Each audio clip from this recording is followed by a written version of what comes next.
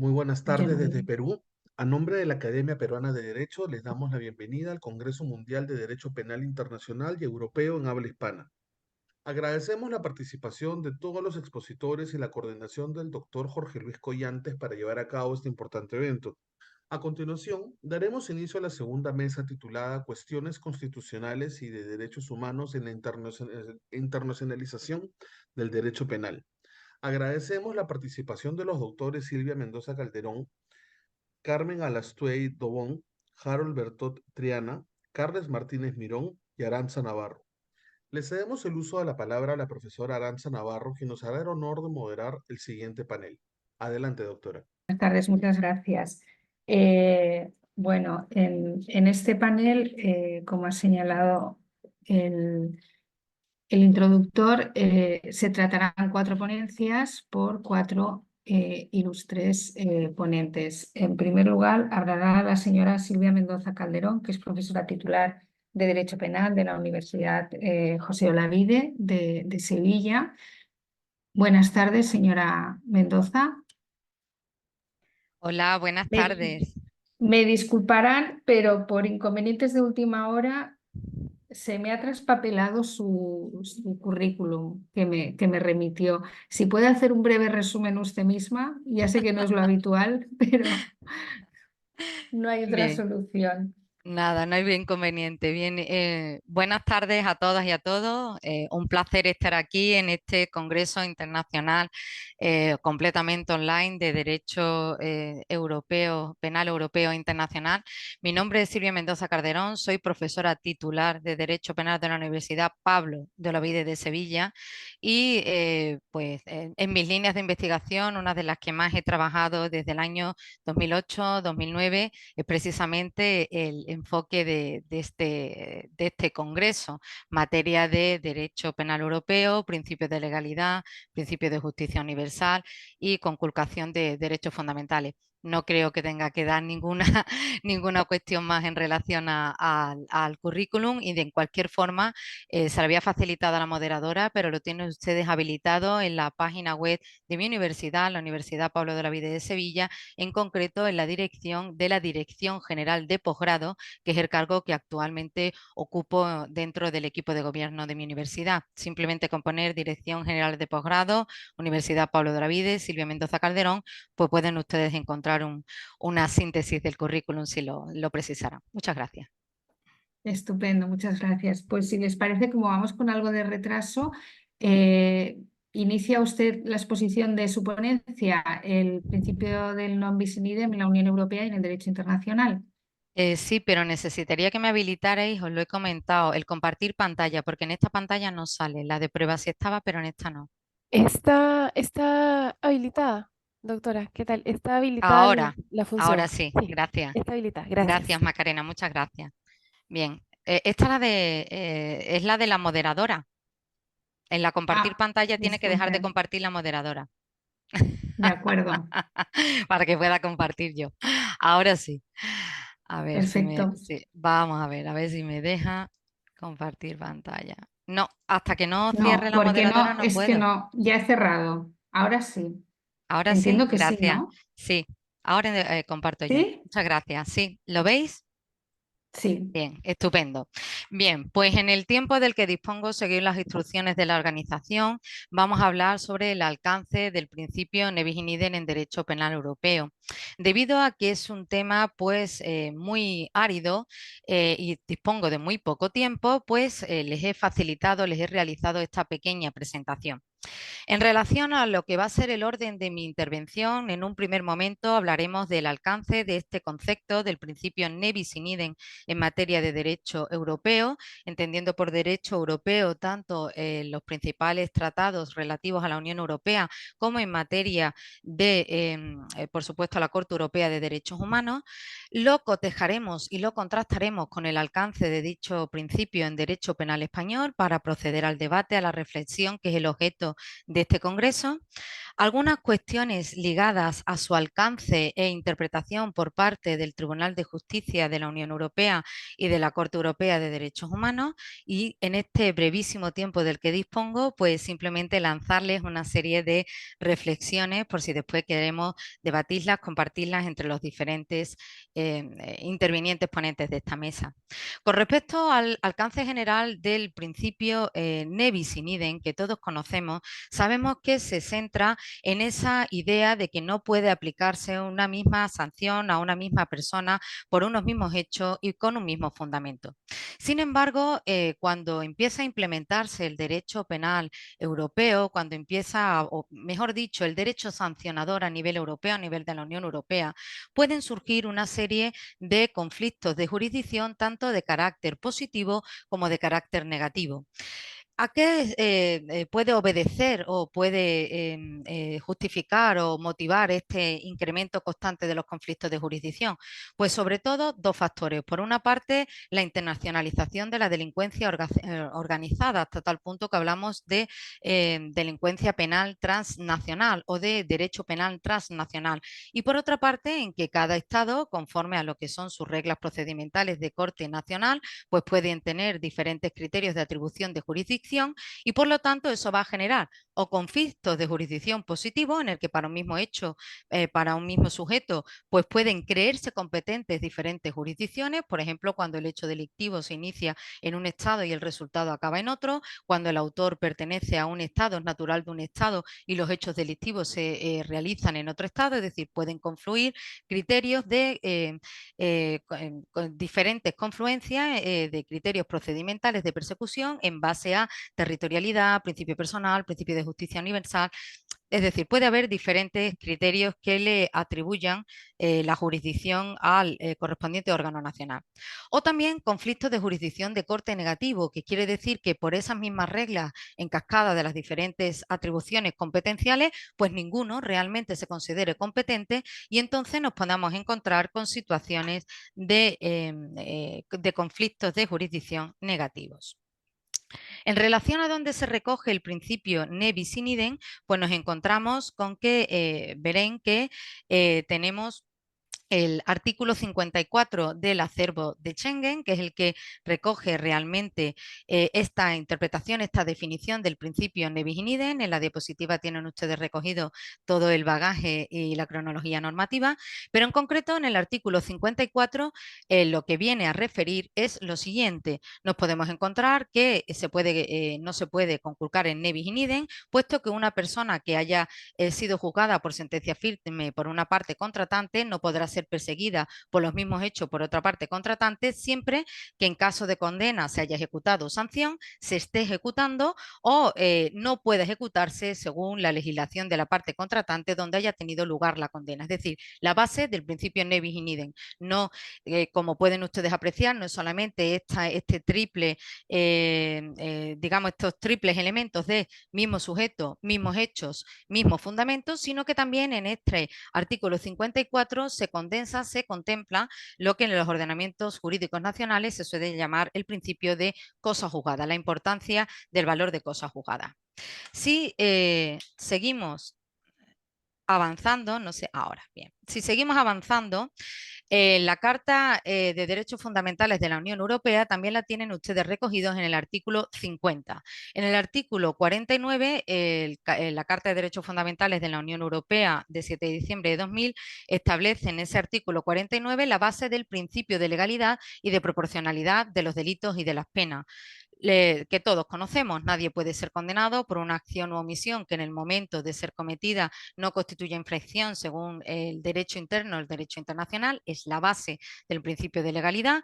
Igualmente se sostiene el principio de proporcionalidad, no puede imponerse una pena más grave que la aplicable en el momento en el que la infracción haya sido cometida y por supuesto también el principio de retroactividad de normas favorables cuando sí con posterioridad a la realización y incluso el nivel de juzgamiento, ejecución de una determinada sanción, la pena impone, la ley impone una pena más leve, pues puede aplicarse esta si es más favorable. En el artículo 50 se recoge esta base del principio ne bis in idem. Nadie puede ser juzgado o condenado penalmente por una infracción respecto a la cual haya sido absuelto o condenado en otro Estado de la Unión mediante sentencia penal firme conforme a la ley. Si seguimos avanzando, el Convenio Europeo de Derechos Humanos, en el protocolo número 7, también se recoge esa visualización del principio ne bis in idem. En este caso, nadie puede ser perseguido o condenado penalmente por los tribunales de un mismo Estado por una infracción por la que ello hubiera sido absuelto o condenado penalmente mediante sentencia firme conforme al procedimiento penal de ese mismo Estado. El ne bis in idem, voy acelerando porque no quiero excederme excesivamente del tiempo. El ne bis in idem en derecho penal español, saben ustedes que está contemplado en el artículo 25 dentro del principio de legalidad y, como hemos destacado, pues se prohíbe la duplicidad de sanciones para un mismo sujeto por mismo hecho y por el mismo fundamento, aunque no está contenido explícitamente, pero se deriva de la interpretación de ese principio de legalidad. Les he traído a colación algunas cuestiones técnicas que puedan ser objeto de debate. Por ejemplo, ya sabemos que las cuestiones procedimentales están recogidas en esta decisión marco de 30 de noviembre del año 2009 sobre prevención y resolución de conflictos en el ejercicio de la jurisdicción jurídico-penal. Pero algunas de las cuestiones más problemáticas son las siguientes. Por ejemplo, el alcance del principio de confianza mutua, de reconocimiento mutuo, que lo hemos empezado a hablar también entre algunos compañeros antes del inicio incluso del Congreso. Por ejemplo, esta sentencia del Tribunal de Justicia de la Unión Europea de 11 de febrero de 2003, pues estableció cuál es el concepto de sentencia firme y la instauración del reconocimiento mutuo entre resoluciones jurisprudenciales como clave de bóveda. En concreto, era un caso en el que se había producido tráfico de estupefacientes en Holanda, se había iniciado el procedimiento penal. En Alemania se inicia también por otras causas ligadas al blanqueo de bienes, pero derivada también de tráfico de estupefacientes, el proceso penal. En Holanda se cierra por un acuerdo de carácter jurisdiccional y se quería seguir investigando los hechos en Alemania. Esta sentencia establece que no es necesario que haya una absoluta identificación en el aspecto procedimental y formal de las diferentes resoluciones, sino que prima ese principio de confianza mutua y no es necesario ningún tipo de armonización adicional. Por lo tanto, el cierre del procedimiento, en este caso en Holanda, valdría para que no se iniciara un nuevo procedimiento conculcándose en ne bis in idem en Alemania. Otra de las cuestiones que quería trasladarles es la importancia de qué se considera idem factus o idem iuris. Aquí hay dos corrientes muy importantes. Una de ellas es valorar que el concepto del idem es un concepto derivado a las circunstancias de carácter fáctico, de carácter contextual, es decir, las circunstancias materiales. Si yo, por ejemplo, estoy hablando de tráfico de droga en España, pues lo que rodea al hecho ilícito de tráfico de drogas, promoción, etcétera, pero sin entrar en el detalle técnico de valorar cuál es el bien jurídico protegido, cuál es la forma típica concreta, porque si realizamos esta interpretación de corte más restrictivo, nos encontraríamos con la otra vertiente, que es la vertiente del idem iuris. En la vertiente del idem iuris se pueden imaginar ustedes el colapso que eso puede significar si se realiza una interpretación muy restrictiva de este concepto. Nos podemos encontrar con situaciones en las que si hay que pulir tan fino cuál es el bien jurídico protegido, pues puede haber situaciones de concurso de leyes dentro del propio Estado, el primero que se considere competencial, relaciones de concurso de leyes con el segundo Estado que se considere competencial, relaciones ligadas a circunstancias de concursos de delitos que se pueden producir entre diferentes territorios de la Unión Europea, lo cual generaría un claro colapso a la hora de delimitar claramente cuándo el imputado, en este caso el investigado en España, pues tendría las suficientes garantías de que ya ha iniciado su proceso, ha sido juzgado, ha sido condenado y por los mismos hechos no se le va a volver a reabrir proceso en otro Estado de la Unión. Desde el caso Banes-Broet se sigue en esta sentencia de 9 de marzo de 2006 del Tribunal de Justicia de la Unión Europea el supuesto de valorar el concepto de idem facti, es decir, se valora principalmente las circunstancias fácticas. En las circunstancias fácticas no tienen por qué ser hechos similares, sino que ya en la resolución Gasparini, no tienen por qué ser hechos idénticos. Ya en la resolución Gasparini se valora que tienen que ser hechos de carácter similar, no tiene que haber una absoluta exactitud, sino que se valora, digamos, el contexto en el que se realiza la actuación delictiva. Después, otro de los puntos que quería tratarle, y ya con esto voy finalizando para no excederme en el tiempo, es cómo ha ido evolucionando esa interpretación de, ya lo hemos dicho, tiene que haber una conceptualización del idem, si valoramos idem facti frente a idem juris, pero verán ustedes que esa interpretación del Tribunal de Justicia de la Unión Europea en centrarse en la consideración del idem facti ha generado, digamos, en los diferentes órdenes jurisdiccionales diferentes interpretaciones que también han afectado a la conceptualización del ne bis in idem en el Tribunal Europeo de Derechos Humanos. Y aquí simplemente tres cuestiones muy rápidas. En la primera sentencia, la de 10 de febrero de 2009, es un procedimiento administrativo sancionador, en la que hay un primer proceso administrativo sancionador, hay una sanción administrativa y se inicia en el mismo estado otro proceso administrativo sancionador. En este caso se considera que no existe el segundo, sino que sería como una especie de prolongación de facto del primero y que no se conculcaría en ne bis in idem. Pero en las dos últimas sentencias sí son muy interesantes desde el punto de vista de la interrelación jurídico-penal, jurídico-administrativo, y más en una materia ligada a la protección de bienes jurídicos, por ejemplo, en el segundo, colectivos. En este caso, en la sentencia de 8 de diciembre de 2020 del Tribunal Europeo de Derechos Humanos, era un caso en el que un señor había realizado un accidente de tráfico, había fallecido una persona, el accidente se había motivado por conducción en estado de embriaguez, se le condena penalmente y después se le condena administrativamente, perdón, se le sanciona administrativamente. Bien, pues en este caso la Corte Europea de Derechos Humanos considera que no se conculca el ne bis in idem, a pesar de que la identidad del hecho fáctico era exactamente el mismo y que podrían coexistir la sanción administrativa y la sanción penal. Y esto lo pongo a colación porque, por ejemplo, para los que somos de nacionalidad española, choca muchísimo con nuestra interpretación de la interrelación entre el derecho penal y el derecho administrativo sancionador. Aunque bien, esto por supuesto habría que interconectarlo también con el sistema procedimental y judicial en el que se desarrollan los casos concretos, en este caso en Croacia.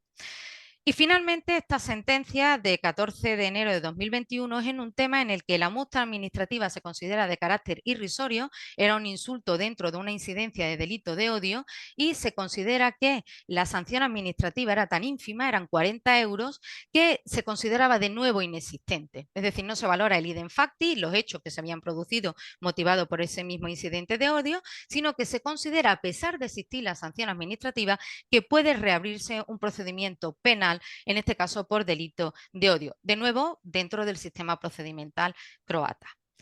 Para finalizar, ¿qué es lo que le quería trasladar? Pues que el principio ne bis in idem es expresión de principios tan importantes como el principio de legalidad, proporcionalidad y culpabilidad por el hecho cometido en derecho penal, que hay que evitar en cualquier caso que este principio se quiebre, se rompa y que se favorezca la intervención de un derecho penal de autor en el que lo que nos centramos es en la consideración de las características personales o peligrosas del autor y no nos centramos en el hecho cometido, que hay que ir puliendo cada vez más ese concepto de idem facti y armonizar la jurisprudencia del Tribunal de Justicia de la Unión Europea con el Tribunal Europeo de Derechos Humanos y que es importante tomar conciencia del alcance de este principio dado a la importancia de los delitos transnacionales recogidos en el artículo 82 y 83 del Tratado Fundacional de la Unión Europea.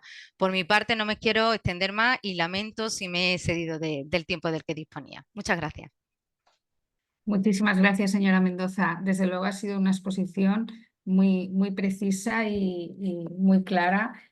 Y vamos, por mi parte, aún estaría escuchándola mucho más rato. Gracias.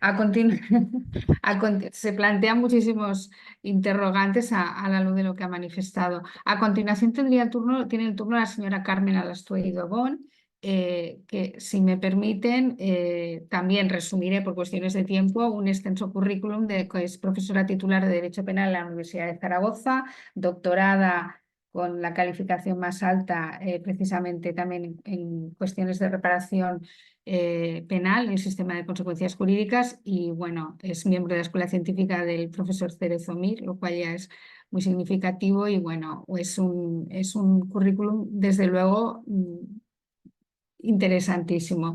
Si quiere dar comienzo, señora Lastuey, a la exposición de su ponencia. Sí, buenas tardes desde Zaragoza. Bueno, a mí me gustaría comenzar dando las gracias primero a Arantxa por tu amable presentación y saludando a todos los asistentes a este congreso. También quiero felicitar a los organizadores por la iniciativa. La verdad es que para mí es un placer poder participar en esta mesa dedicada a las cuestiones constitucionales en la internacionalización del derecho penal. Bueno, pues en relación con el contenido de la mesa, yo voy a tratar desde un punto de vista crítico los límites que supone para el ejercicio del derecho constitucional a la libertad de expresión el castigo del discurso del odio en el Código Penal español. Para empezar, procede poner de manifiesto que el derecho español castiga conductas relacionadas con el discurso del odio desde hace casi 30 años. Contamos, por tanto, con una amplia tradición al respecto. Actualmente, desde la reforma del Código Penal que tuvo lugar por Ley Orgánica 1/2015, el precepto de referencia en la penalización del discurso del odio es el artículo 510, si entendemos el término discurso del odio en sentido estricto. Me interesa decir también, porque enlaza con el tema que nos trae esta tarde aquí, que el legislador español de 2015 justificó la reforma por la necesidad de adaptar nuestra regulación penal al contenido de la Decisión Marco 2008/913 del Consejo de la Unión Europea relativa a la lucha contra determinadas formas y manifestaciones de racismo y xenofobia mediante el derecho penal. Aunque tengo que decir que el texto de la Decisión Marco no obligaba a realizar una transposición de su contenido en los términos en que se llevó a cabo, por lo que podríamos decir que el legislador español pecó por exceso. Y esta es la tesis que voy a defender en estos minutos. En efecto, esta reforma del Código Penal en materia de discurso del odio supuso una considerable ampliación del ámbito de lo punible respecto de la regulación anterior. Se describen ahora más conductas delictivas que antes de la reforma y además se relajan los requisitos típicos necesarios para afirmar que una expresión o manifestación verbal o escrita es constitutiva de discurso del odio punible. En el escaso tiempo del que dispongo, pues me resulta, por razones obvias, imposible glosar las numerosas conductas típicas que se tipifican en el extensísimo artículo 510 del Código Penal español. De manera que me referiré solo a la figura de la incitación al odio, que es la primera que aparece descrita en este precepto, y a sus dificultades de conciliación, a mi modo de ver, con el derecho a la libertad de expresión consagrado en el artículo 20 de la Constitución española. Para ello, indicaré en primer lugar cómo entiende el Tribunal Constitucional español el derecho a la libertad de expresión y cuándo considera que puede justificarse una restricción de este derecho en casos de discurso del odio. Nuestro Tribunal Constitucional, en su sentencia 235/2007, tuvo ocasión de pronunciarse sobre si colisionaba o no con la libertad de expresión una modalidad muy concreta de discurso del odio, concretamente la propaganda xenófoba manifestada mediante la negación o justificación del genocidio nazi. Pero al abordar este cometido, nuestro Tribunal Constitucional ofreció pautas para interpretar el resto de las figuras delictivas relacionadas con este discurso, incluidas las conductas incitatorias. En primer lugar, el Tribunal Constitucional en esta sentencia destaca la importancia de garantizar en un Estado democrático la libre expresión de ideas u opiniones. Y en este sentido afirma que la libertad de expresión comprende la libertad de crítica, aun cuando la misma sea desabrida y pueda molestar, inquietar o disgustar a quien se dirige. También indica que al resguardo de la libertad de opinión cabe cualquiera, incluso las que ataquen al propio sistema democrático. Y en este sentido recuerda a nuestro Tribunal Constitucional que en nuestro sistema, a diferencia de lo que sucede en otros sistemas de nuestro entorno cultural, no tiene cabida un modelo de democracia militante.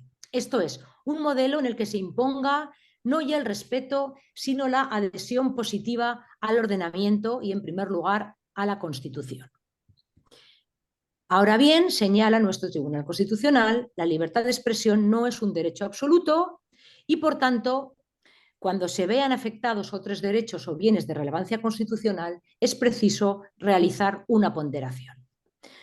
Pues bien, después de señalar todo esto, el Tribunal Constitucional concluye que la mera difusión de ideas o doctrinas, aunque sean contrarias a los valores que inspiran la Constitución, está amparada por la libertad de expresión.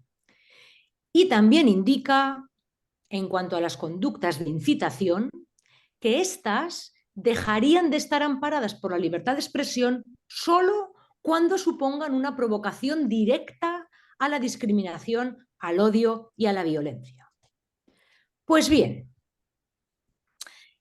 el artículo 510, apartado primero, en su letra A, castiga con penas de prisión de 1 a 4 años y además con una pena de multa a quienes públicamente fomenten, promuevan o inciten directa o indirectamente al odio, a la hostilidad, a la discriminación o a la violencia contra un grupo o individuos pertenecientes a él por motivos racistas, antisemitas, antigitanos y otros referentes a la ideología, religión, nación, sexo, orientación sexual, aporofobia, enfermedad o discapacidad.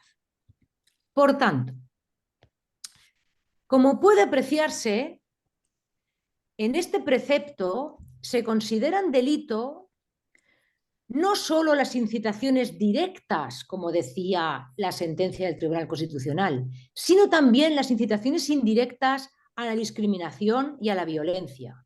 E incluso se consideran delictivas las incitaciones indirectas al odio o a la hostilidad. Aquí tengo que decir que el odio y la hostilidad no son ni siquiera actos ilícitos, o sea, no solo es que no sean actos delictivos, sino que ni siquiera son conductas ilícitas. Y en cambio, la incitación a que otros lleven a cabo conductas de odio o de hostilidad sí que es considerado un hecho delictivo. Bueno, la intención del legislador es una intención loable, es impedir la creación de un caldo de cultivo, de un clima favorable a la potencial realización de actos hostiles hacia determinados grupos de personas.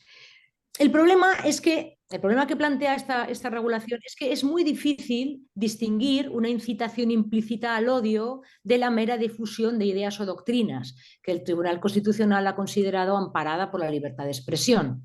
Y también es muy difícil distinguir una incitación indirecta al odio, que es punible, de un exabrupto, de una expresión desafortunada, que no debe ser considerada delito, aunque sea éticamente reprobable. Bueno, no es necesario señalar en este foro la importancia de distinguir las conductas delictivas de las éticamente reprobables, pues en caso contrario se corre el riesgo de confundir lo inmoral con lo antijurídico.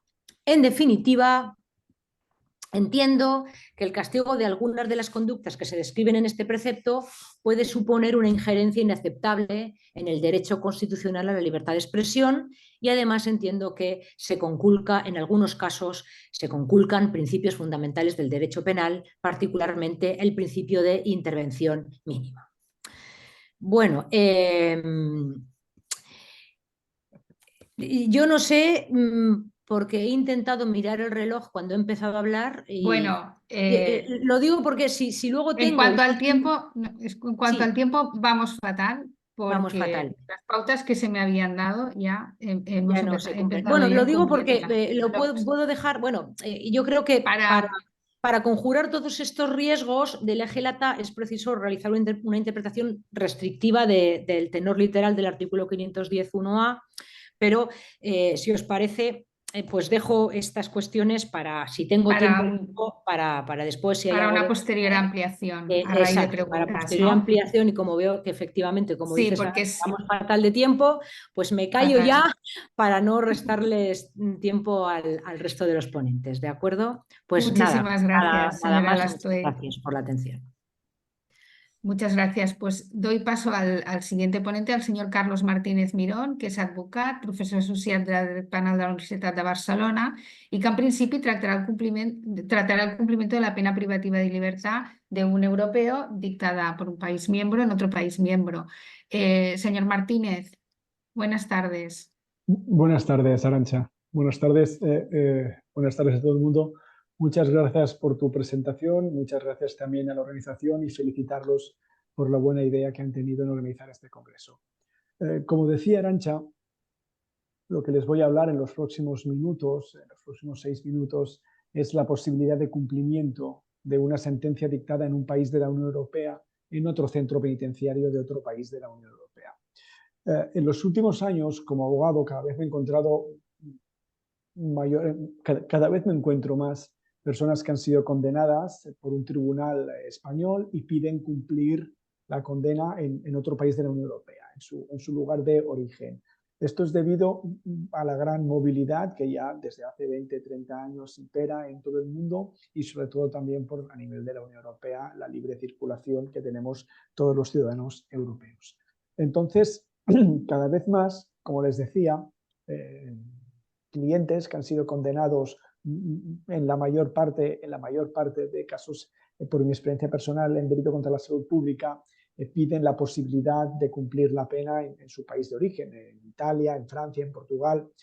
¿Por qué? En primer lugar, bueno, y también entiendo que les ampara el derecho, sobre todo la Constitución española en su artículo 25.2 habla del principio general de la resocialización de las penas, ¿no? Y desde mi punto de vista entiendo que de rara manera se puede resocializar a alguien si se le priva ese contacto con la familia, de ese contacto con los amigos, de ese contacto con la socialización primaria y con la socialización secundaria. Entiendo que si ya de por sí el tener que entrar a un centro penitenciario a cumplir una condena de 4, 5, 3, 8 años ya rompe porque pierdes el trabajo, pierdes lazos familiares, pierdes todavía debe ser más ingente esta rotura con tu presente si encima tienes que cumplir la pena en otro país.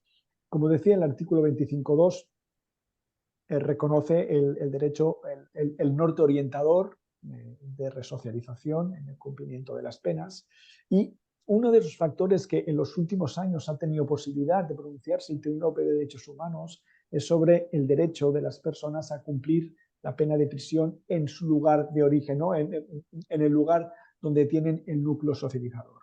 El Tribunal Europeo, en el año 2017, en la sentencia Urco-Lavaca contra Francia, y también en 2019, Fraide Iturralde contra España, se ha posicionado mucho más que en anteriores sentencias. Estamos entre dos miembros de la banda terrorista ETA, estaban cumpliendo sus condenas, el señor Urco-Lavaca en Francia, el Fraide Iturralde en España, en una prisión que se encontraba a 800 kilómetros de su domicilio y que dificultaba mucho que sus familiares pudieran ir a verlo, que sus familiares pudieran ir a visitarlos, familiares, amigos, etc.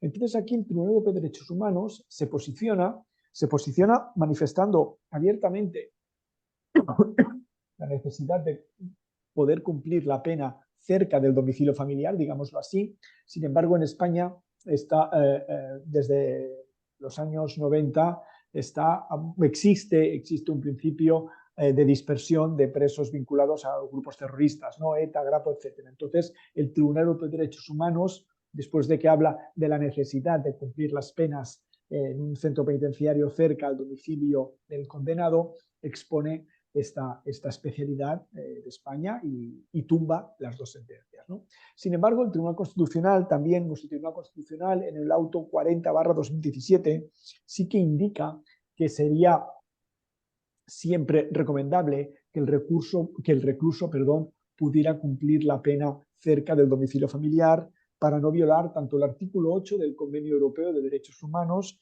como también el artículo 18.1 de nuestra Constitución en relación al derecho a la intimidad personal y al domicilio. Respecto a ello, en el año 2008, la Unión Europea establece la decisión marco 909/2008 del Consejo de 27 de noviembre del año 2008 para que dentro de la Unión Europea, dentro de los países miembros de la Unión Europea, pueda haber un reconocimiento mutuo de sentencias y de ahí que puedan ser cumplidas pruebas privativas de libertad dictadas por un Estado miembro dentro de otro, en otro Estado miembro.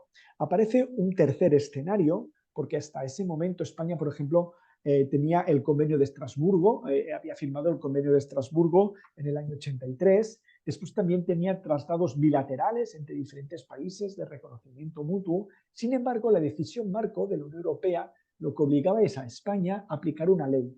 Esta ley fue la 23/14, a través de la cual se articula el procedimiento, al que no voy a entrar ahora, entraré después si tengo tiempo, para el cumplimiento de las penas privativas de libertad en otro país de la Unión Europea. En referencia a ello, esta ley es del año 2014. Es del año 2014. En el año 2014 había 2.200, perdón, en el año 2013 había 2.200 españoles cumpliendo condena fuera de España. 2.200. Actualmente, cuando hace 9 años de la entrada en vigor, hay 866 españoles. Es decir, se ha bajado la cifra en más de 1.200 reclusos. De estos 868, 775 son hombres y 113 son mujeres. Los hombres, pues la mayoría de ellos, casi un 40, las mujeres, pero sobre todo de hombres, están cumpliendo condena en cárceles de la Unión Europea, en cárceles de países miembros. Por otro lado, un 52% están en cárceles de América Latina, un 7% en Francia y el resto en el continente asiático. Esto implica que desde el año 2013, la entrada en vigor, del año 2014, la entrada en vigor de la ley 2314, que por la cual se transfiere a España, dentro del ordenamiento jurídico español se introduce la decisión marco, ha surtido efecto y los tribunales españoles, a pesar de que en un primer momento cuesta por desconocimiento o por desconocimiento del procedimiento también, así como los tribunales de otros países de la Unión Europea, cuesta, es una ley realmente sencilla de aplicar, realmente sencilla de interpretar y sobre todo lo que sorprende es que es rápida, porque después si tengo más tiempo haré 2 o 3 pinceladas para que podamos ver que a nivel de tiempo para poder decidir serán 90 días, que son 3 meses, y después una vez se te da el permiso para poder cumplir, son 30 días para ejecutarlo, de manera que es una ley ágil. Es cierto que en los tiempos se tarda un poco más, se demora un poco más, sin embargo que en 4 meses puedes tener una condena de 8 años, una condena de 9 años, puedas tener ya resuelta la petición, me parece formidable con la tardanza que a nivel procesal tienen los tribunales españoles y que se ha visto acrecentada por la pandemia.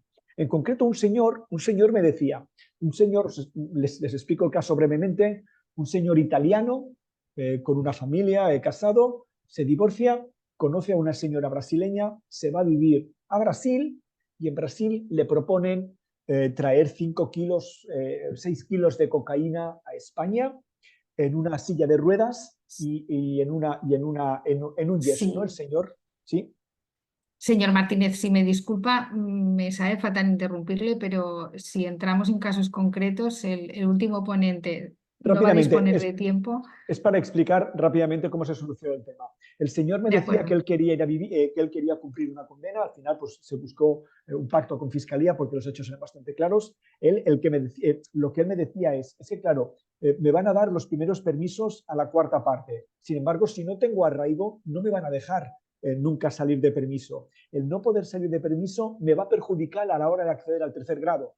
De manera que voy a acabar pasándome los 8 años a pulso en el centro penitenciario y después con el gasto que pueda suponer para la familia, para los amigos, para sus hijos, el tener que venir a España, ¿no? Entonces, al final, fue la primera vez que yo, la primera vez que me veía en la necesidad de solicitarlo, topé con un juez de ejecutorias que me facilitó mucho las cosas y en 5 meses, pues ese señor ya estaba cumpliendo su pena privativa de libertad en una cárcel muy cercana a su domicilio y de momento pues bueno, sigo en contacto con él, sigue allí dentro y ya está. Y no me voy a extender mucho más, sino que me reservo la segunda parte por si acaso me da tiempo a explicar cómo funciona, nada, 4 o 5 pinceladas de cómo funciona la aplicación de esta ley. Muchas gracias. Muchas gracias, señor Martínez. Muy, muy interesante su experiencia personal. Y doy paso ya al último ponente de hoy, que es el señor Harold Bertoltriana, que también tiene un currículum, es profesor de Derecho Internacional Público de la Universidad Internacional de Empresa de Madrid, director de grado de Relaciones Internacionales de UNIE, ha ejercido como abogado, asesor jurídico, docente en varias universidades y estudios de posgrado en cuestiones de diplomacia y relaciones internacionales. Y su ponencia es sobre aspectos de constitucionalización del derecho internacional de derechos humanos en materia penal y la solución de algunos ordenamientos jurídicos nacionales para incorporar este derecho internacional en el mismo. Señor Bertolt, si quiere iniciar su exposición. Y muchas gracias, Arantxa. Agradecido por la presentación y también agradecer a los organizadores. Bueno, como usted decía, mi breve ponencia, en el que trataré de ajustarme lo más preciso al tiempo, trata sobre los aspectos de constitucionalización del derecho internacional de los derechos humanos en materia penal y la solución que han brindado algunos ordenamientos jurídicos nacionales para la integración o incorporación de este derecho internacional. Aquí se plantean, y lo digo a modo de, bueno, de pequeñas ideas que después, si es posible, se pueden desarrollar. Esta incorporación o recesión convive en una enorme tensión entre la soberanía y los derechos humanos y pone el foco en el lugar que le otorga los ordenamientos jurídicos nacionales a los tratados de derechos humanos. En esa dualidad en el que desde el punto de vista del derecho internacional se han elaborado muchas teorías, se ha tratado de explicar el lugar del derecho internacional del derecho interno, lo cierto es que existe una tendencia cada vez más a fundir el derecho internacional y el derecho nacional, sobre todo cuando tiene especial relevancia la interpretación que hacen las autoridades nacionales de las normas nacionales conforme a los tratados de derechos humanos. Por cuestiones de tiempo me voy a centrar brevemente en algunas de las soluciones que ha brindado el sistema, algunos estados dentro del sistema interamericano de derechos humanos y que si quieren después en el debate podemos extenderlo un poco más allá. Tomando como base una sistematización que hizo el juez de la Corte Interamericana, Eduardo Ferrer Macreo, él ponía en perspectiva algunas de las dimensiones que se incorporan en cláusulas constitucionales a la hora de recepcionar el derecho internacional de los derechos humanos. Por ejemplo, reconocimiento de la jerarquía constitucional de los tratados internacionales en materia de derechos humanos. Ahí encontramos, por ejemplo, la Constitución argentina, la Constitución dominicana, también la aceptación del carácter supranacional cuando resulte más favorable. Y esto es una de las novedades, digamos, que se incorpora en el sistema interamericano, ¿no? Ahí lo podemos encontrar sobre todo en las constituciones del llamado nuevo constitucionalismo latinoamericano, además una denominación bastante problemática, en la Constitución de Ecuador, en la Constitución boliviana y en la Constitución de la República Bolivariana de Venezuela. También otra de las cláusulas en esta recepción del derecho internacional en materia penal hace mención a la aceptación de los principios pro homine o favor libertatis como criterios hermenéuticos nacionales. Esto es donde lo encontramos en la Constitución del Perú, en la de Ecuador y en la de Dominicana. También la incorporación de cláusulas abiertas de recepción a otros derechos conforme a la normativa convencional. Ahí lo encontramos en la Constitución de Brasil, de Bolivia, de Colombia, de Ecuador, de Panamá.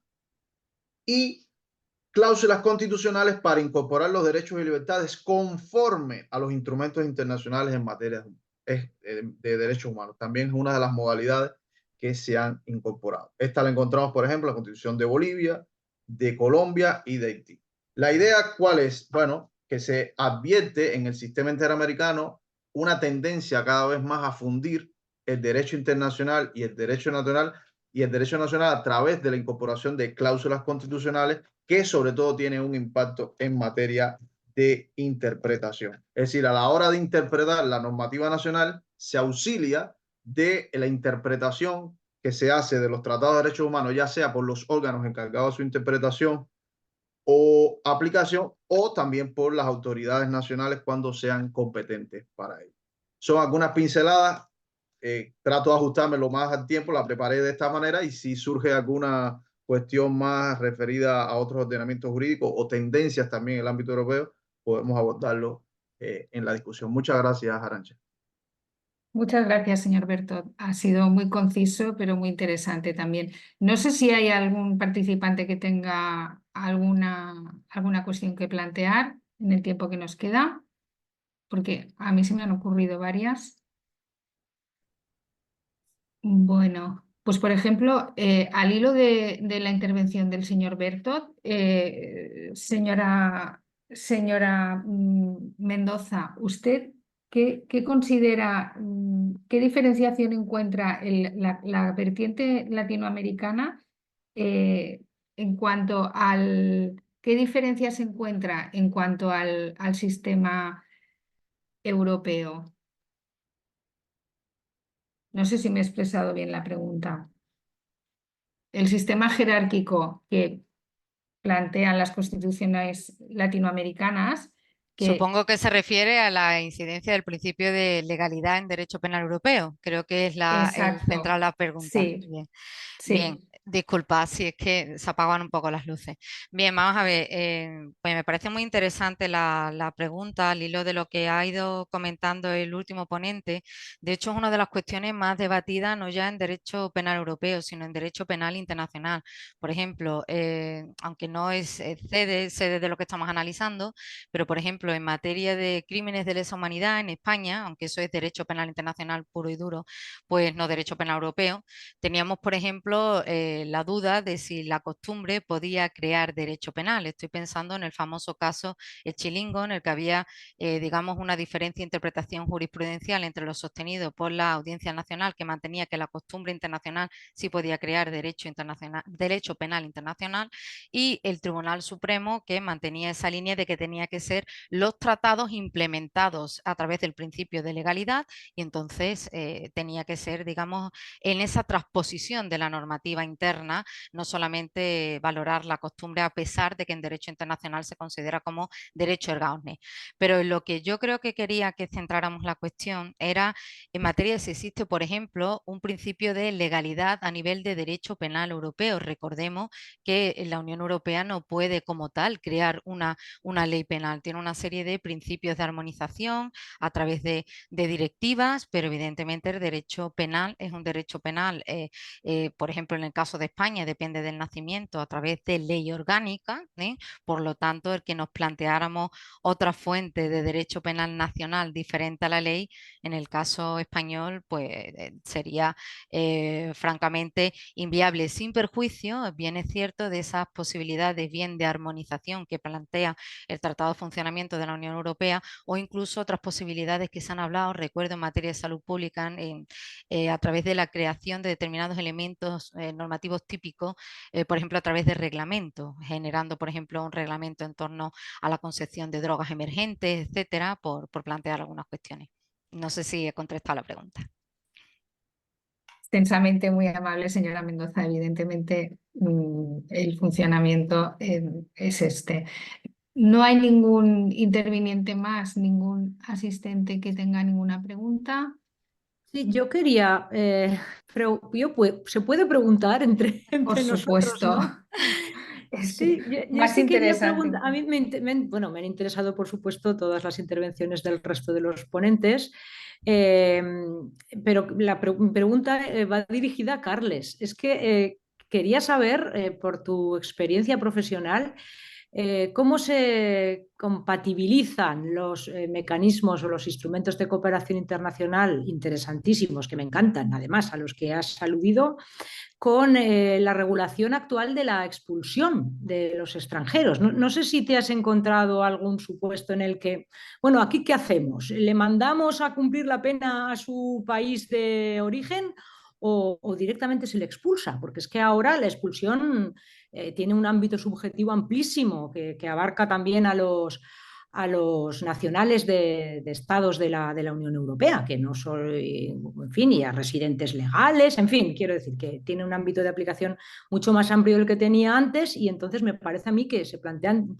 problemas de conflicto, ¿no?, con estos instrumentos de cooperación internacional. ¿Qué te parece a ti? Yo, desde la experiencia, de experiencia que se reduce a 3 casos, también te lo he de decir, una a Italia, una a Alemania y otra a Portugal. El alemán no era nacional alemán, era simplemente residente. La ley 2314 permite también que los residentes, no hace falta ser nacional alemán, sino permite también que los residentes puedan beneficiarse de esta ley y cumplir la condena en centro penitenciario de su lugar de residencia, sin ser nacional.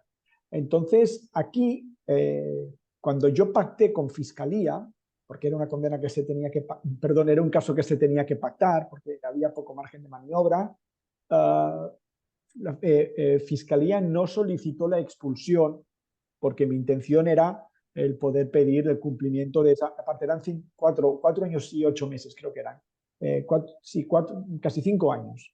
Entonces, Fiscalía, dentro del pacto, por reconocer los hechos, pagar responsabilidad, era que el Ministerio Fiscal no solicitara, y no había acusación particular, que el Ministerio Fiscal no solicitara la expulsión de esta persona, porque se iba a solicitar una vez ya tuviéramos la sentencia firme, se iba a solicitar el cumplir en la prisión más cercana a un pueblo de Berlín en el que este señor había crecido y había desarrollado, pues, eran desde los 10 años hasta los 20 años. Y solo ha sido este caso, y era un ciudadano del Magreb. En España llevaba, creo que 8 o 9 meses viviendo, o pudimos demostrar que llevaba 8 o 9 meses viviendo, y el fiscal lo entendió perfectamente, y que era lo que se tenía que puentear, se puenteó y ya está.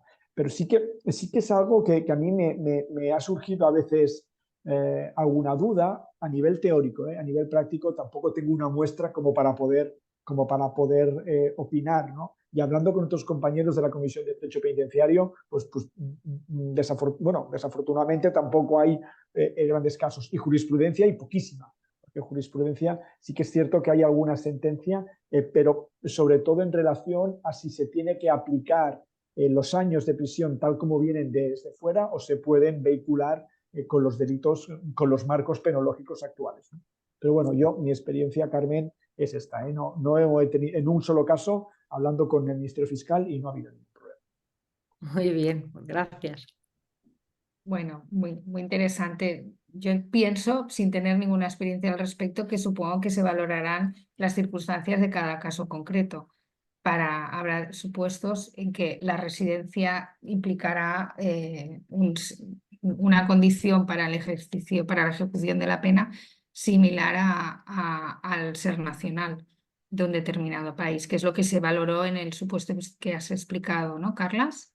Sí, que yo, claro, si eres nacional, pues no surge ningún problema. El caso, y surgirán cuando estamos hablando de residentes, porque claro, aquí ya tienes problemas de prueba, aquí ya tienes, bueno, pero también es cierto que cuando explicas la ley, hay gente que se cree que es que ya tienes que estar cumpliendo pena de prisión. No es cierto. Es decir, tú puedes pedir una prórroga en tu ingreso para poder tramitar esto. No hace falta que la persona ya esté en prisión preventiva. No, entonces, claro, como te da un margen para poder negociar, como te da un margen para poder anunciar al tribunal sentenciador, bueno, pues con ese margen puedes jugar, y estos flecos, estos detalles, pues se pueden ir solucionando con buena voluntad por parte de las partes.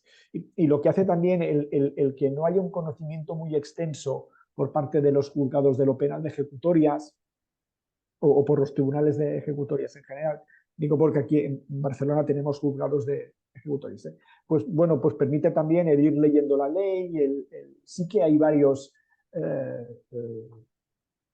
puedes encontrar por internet información de la administración sobre cómo funciona, iba a decir folletos, no folletos, pero sí algún tríptico que te enseña cómo funciona la ley, cómo funcionan o dónde puedes encontrar los formularios para poder rellenar, y lo que decía, ¿no? Pues con buena fe y construyendo entre todos, pues se puede llegar a buenos resultados como es esto. Son personas que están cumpliendo penas privativas de libertad, que nadie les ha regalado nada, que están cumpliendo los mismos años en sus países de origen que hubiesen cumplido en una cárcel española, sin embargo, pues con la familia que los puede ir a ver cada 15 días, con los vis a vis familiares, con sus hijos, de manera que es una manera más social de cumplir las penas privativas de libertad. Muchas gracias. ¿Algún participante que quiera plantear alguna cuestión? Bueno. A mí se me plantean muchas, pero como hemos dado el tiempo limitado de que disponemos y yo creo que quizá es más conveniente que terminemos la sesión.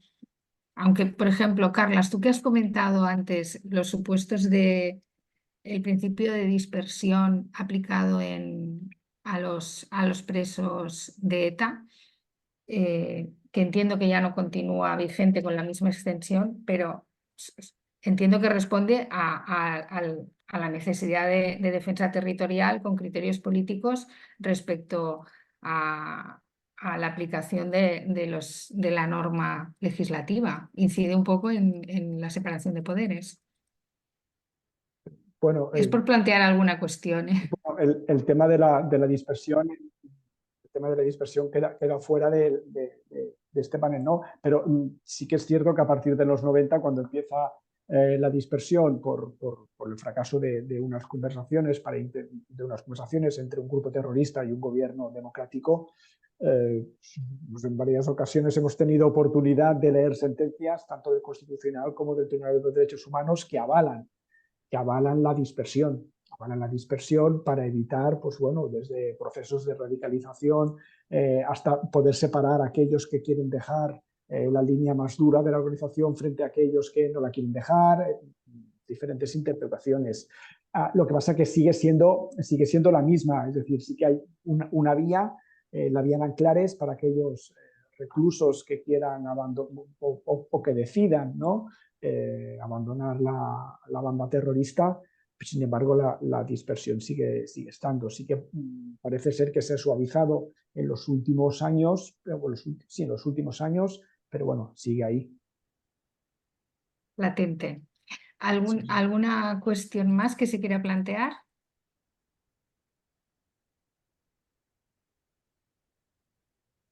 Bueno, pues... Señor Bertol, como antes, si tiene usted disponibilidad, como antes ha tenido que ir muy rápido en su exposición, si quiere ampliar alguna cuestión. No, porque, bueno, decir que, bueno, que es un tema que está abierto a la casuística. Si vamos a ver, digamos, en el entorno europeo, es cierto que tiene sus particularidades por la incorporación, ¿no?, que tiene el derecho de la Unión en los ordenamientos jurídicos internos, esa interrelación que existe, es decir, tiene otras connotaciones que incluso van un poco más allá. En el entorno americano, al no existir un espacio similar, bueno, han tenido que apelar a estas cláusulas constitucionales que reafirman en algunos casos en materia de interpretación la supranacionalidad de los tratados de derechos humanos. Por supuesto, esto ha traído también distorsiones porque, por ejemplo, en Bolivia se utilizó el carácter supranacional en la interpretación de la Convención de Derechos Humanos para inaplicar artículos constitucionales y permitir, por ejemplo, la reelección presidencial indefinida. Cuando se preguntaba, bueno, ¿hizo un uso correcto el Tribunal Constitucional en su momento? Sí. Pero lo que sucede es que al aplicar la interpretación, supuesta interpretación que se habría brindado de uno de los artículos de la Convención Americana, bueno, lo había desvirtuado para, en su interpretación, acomodarla, ¿no?, a lo que quería en el ámbito interno. Esto motivó, pero, una opinión consultiva de la Corte sobre la reelección presidencial indefinida, donde colocó en sus exactos términos la interpretación de los derechos de participación política. Es decir, que también no es un mundo de rosas, digámoslo así. También existen extralimitaciones en reconocer este carácter supranacional a varios tratados de derechos humanos. Por supuesto, insisto, en el entorno europeo tenemos otros condicionantes, es otro el entorno, pero también tiene virtualidad, por ejemplo, en el lugar, y sería un debate en el que podemos ensalzarnos muchísimo, el lugar que tienen los dictámenes y las observaciones de los comités de derechos humanos en el ordenamiento jurídico español. Ahí tenemos mucha tela, digamos, por donde cortar, porque hay un gran debate si vincula o no a los tribunales internacionales, y bueno, está abierta la discusión que nos llevaría a otro congreso seguramente. Sin duda. Bueno, pues yo por mi parte considero que ya se ha excedido el horario que me habían manifestado. Insisto, si hay algún participante que quiera plantear alguna cuestión. Bueno, pues agradezco la intervención de todos los ponentes y me ha resultado muy interesante. Imagino que al resto de participantes igual, y evidentemente continuaré asistiendo a todas las ponencias que pueda de este congreso. Muchísimas gracias a la organización y especialmente a los ponentes por sus excelentes intervenciones. Muy amables. Gracias. Muchas Gracias a ti, ti. Arantxa. Muchas Gracias, gracias. Arantxa. Y gracias a todos. Gracias. Adiós. Un placer. Buenas tardes.